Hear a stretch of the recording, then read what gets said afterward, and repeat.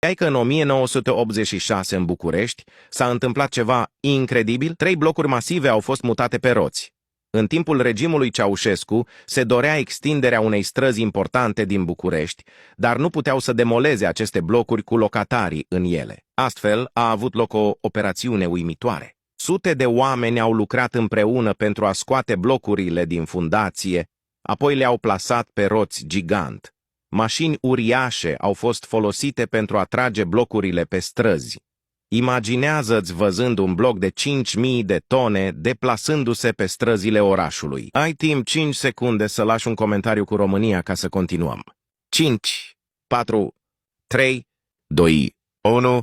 Locatarii acelor blocuri au rămas în apartamentele lor pe tot parcursul operațiunii și chiar au continuat să folosească toate facilitățile.